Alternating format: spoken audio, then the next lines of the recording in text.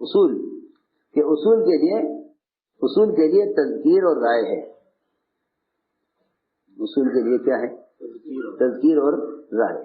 کہ بھئی جو اصول ہے وہ یاد دلا دو. دیکھو ایک اصول یہ ہے بس. ہمارے یہاں تذکیر ہے، یاد دلانا ہے، تنفیذ نہیں ہے. تنفیذ ہمارے ذمہ نہیں ہے، ہمارے ذمہ تذکیر ہے.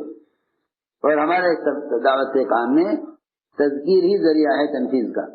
کہ جس بات کو عمل میں لانا ہے اسے بندوں کو یاد دلاتے رہو اور اللہ سے اس کے لیے دعا کرتے رہو. تنفیذ تو بادشاہوں کا کام ہوتا ہے کہ وہ ایک فیصلہ کریں گے پھر اس فیصلے کو ملک میں چلانے کے لیے فوج کا استعمال کریں گے.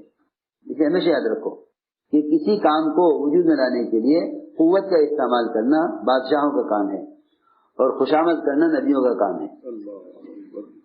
خوشامد کرنا یہ نہیں کہ تم بڑے بن کر کسی تنفیذ کرو. اور آسان بات یہ ہے کہ نبی جس چیز کی تنفیذ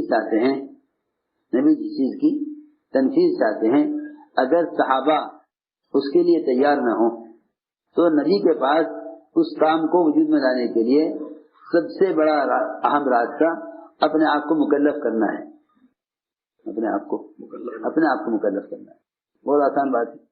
اگر کوئی چیز وجود میں لانی ہے تو وہ مشورے کے فیصلوں کی قوت سے نہیں آئے گی.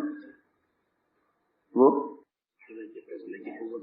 دیکھو یہ بات یاد ہے، مشورے کی قوت فیصلہ سے نہیں آئے گی بلکہ وہ مشورے کرنے والوں کی تکلیف سے آئے گی. تکلیف کا مطلب ہے اپنے آپ کو مکلف کرنے سے.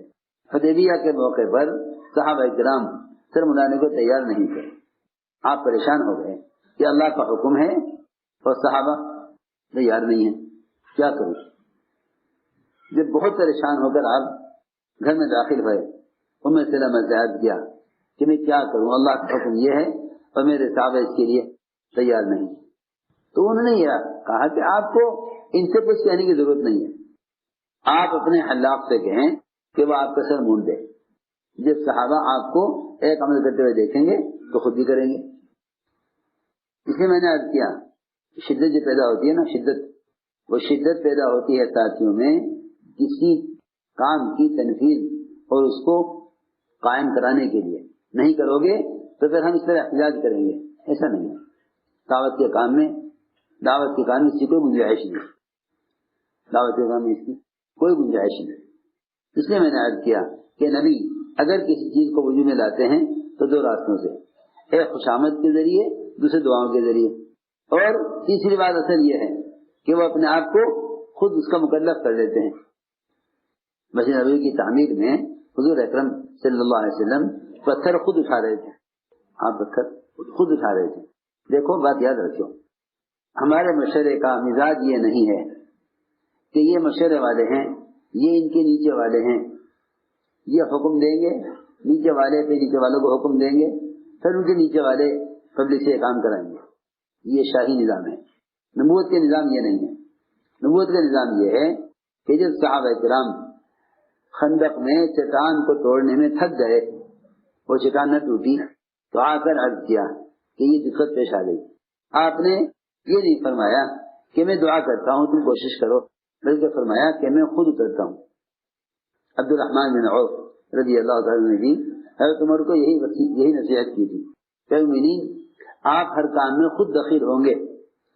اور یہی بات ہے کہ جب ذمہ دار کسی کام کو بذات خود کریں گے تو اللہ تعالی کی مدد آئے گی. ہمارے کام میں کسی بات کو عمل میں لانے کے لیے شدت اور احتجاج نہیں ہے.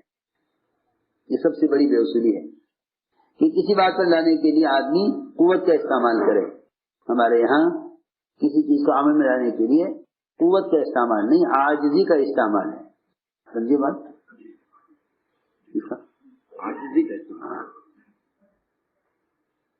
کا استعمال، کسی بات کو عمل میں لانے کے لیے قوت کا نہیں بلکہ عاجزی کا استعمال. یہ تو حکومت اور پبلک کا اور دنیا والوں کا مزاج ہے کہ وہ کسی بات کو لانے کے لیے احتجاج کرتے ہیں. ہمارے کام میں احتجاج نہیں ہے. احتیاج ہی احتیاج ہے. کیا ہے؟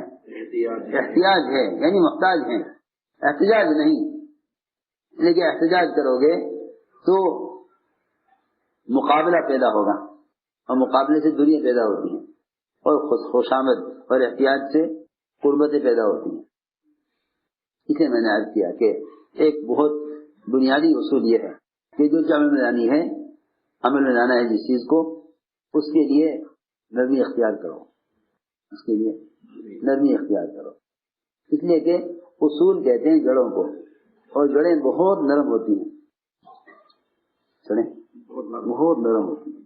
دیکھیں درخت کی شاخ کتنی بھی سخت ہو اور نیچے اس کی جڑیں بہت نرم ہوتی ہیں. جڑیں کٹ جائیں تو اوپر درخت سوکھ جاتا ہے. اصول تو نرمی کے ساتھ عمل میں لائے جاتے ہیں. اس لیے فرمایا کہ یہ اللہ کی رحمت ہے کہ آپ ان کو نرم مل گئے. اس لیے ساتھی ایک دوسرے کے لیے شدت اور سختی کا معاملہ ہرگز نہ کریں، کیونکہ اگر آپ کے جانثار آپ کی شدت سے آپ کو چھوڑ کر جا سکتے ہیں، ہماری کیا حیثیت ہے. اس لیے فرمایا کہ آپ اس کے لیے 3 کام کریں. پہلا کام تو یہ کریں کہ جب آپ کے ساتھیوں سے اس کام کے اصول میں کوئی غلطی ہو جائے، کام کے اصول میں غلطی ہو، تو آپ ان کے لیے استغفار کریں، اور اگر یہ زیادتی آپ کے ساتھ کریں تو آپ ان سے درگزر کریں. عجیب بات ہے، اگر یہ قانون وصولی کریں تو آپ ان کے لیے استغفار کریں، اور اگر یہ آپ کے ساتھ زیادتی کریں تو آپ درگزر کریں. فاعف عنہم. اور دیکھو جب کسی بے اصولی ہو جائے اور غلطی ہو جائے تو اس کی قربانیوں کو یاد کرو کہ ان کی قربانیاں کیا ہیں. غلط کرنے والوں کی قربانیوں کو یاد کرو. بہت سے ساتھی ایسے ہیں جو بیچارے اپنی کمزوری کی وجہ سے کوئی بے اصولی کر بیٹھے، ان کے عذر کو قبول کیا جائے اور ان کو قریب کیا جائے، اس لیے کہ عذر کا قبول کرنے والا کریم ہے. عذر کا قبول کرنے والا کریم ہے، اور عذر کو قبول نہ کرنے والا لئیم ہے.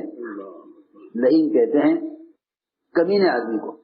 جو آدمی کمینہ ہوتا ہے اپنے اندر کے اعتبار سے، وہ کسی غلطی کرنے والے کو عذر کو قبول نہیں کرتا. مزاج یہ بنایا کہ جو ایک مرتبہ یہ مزاج بنایا گیا تھا کہ جو ایک مرتبہ کام کے میدان میں آ گیا، اس کی کسی بھی غلطی کی وجہ سے اسے کام کے میدان سے باہر نہ سمجھے. یہ اصل بات یہ ہے.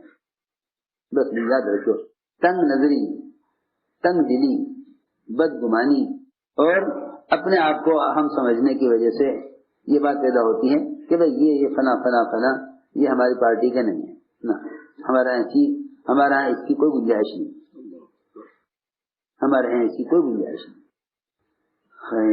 غیر سے غیر آدمی کو بھی اگر اس نظر سے دیکھ رہے ہو کہ یہ ہمارا نہیں، تو تم اس کی ہدایت کا ذریعہ نہیں بن سکتے.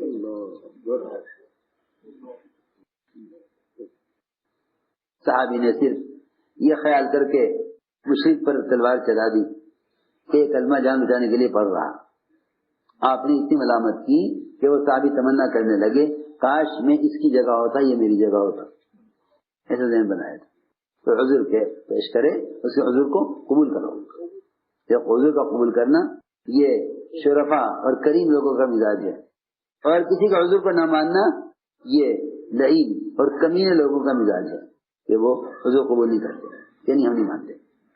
ایسا نہیں. تو حضور اکرم صلی اللہ علیہ وسلم نے یہ مزاج بنایا کہ جو تمہاری نظر میں سب سے برا ہے، تمہاری نظر میں سب سے برا ہے، اس کی بھی خوبی تلاش کرو. اس لیے دوستو عزیزو، اپنے ماحول کو ستھرا رکھو، اپنے ماحول کو ستھرا رکھو، اپنے ماحول کو ستھرا رکھو. عمر رضی اللہ تعالیٰ عنہ ایسا ستھرا ماحول چاہتے تھے، ایسا ستھرا ماحول چاہتے تھے. عمر کے زمانے میں ایک لڑکی سے زنا ہو گیا، کنوارا پن بکارت ختم ہو گئی، زنا ہو گیا، چھپا دیا اس کے والدین نے. بات گزر گئی. کافی عرصے کے بعد اس لڑکی کے لیے کہیں سے شادی کا پیغام آیا، اللہ مجھے معاف فرما دے، اللہ نہ کرے کہیں ہمارا مزاج یہ نہ بن جائے کہ بھائی جب کسی کو دیکھا کہ ہاں بھائی ان سے کام لیا جا سکتا ہے تو خیال کرے نہیں جی انہوں نے تو یہ کیا تھا، انہوں نے تو وہ کیا تھا.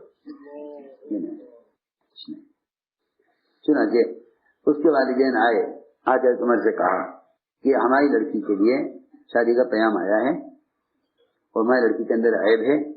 عیب یہ ہے کہ اس سے زنا ہو چکا ہے.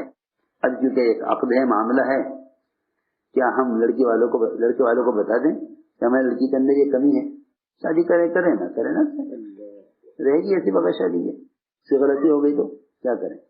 اللہ اکبر. حضرت عمر نے فرمایا اس کے والدین سے کہ اگر تم نے میرے علاوہ کسی اور کو جا کر یہ بات بتلائی، یہ لڑکے والوں کو خبر کی لڑکی کے بارے میں، تو میں تمہیں ایک سی سزا دوں گا کہ ساری دنیا کے لیے عبرت ہو جائے گی. دیکھو تو صحیح، زنا پر وہ سزا نہیں جو سزا اکبر زنا کی خبر پر دینے کو تیار ہے. زنا پر وہ سزا نہیں جو سزا دینے جا رہے ہیں زنا کی خبر پر. سوچو تو صحیح، اتنی بڑی بات ہے. حضرت نے فرمایا روایت میں ہے کہ اس لڑکی کی شادی اس طرح کرو جیسے ایک پاک دامن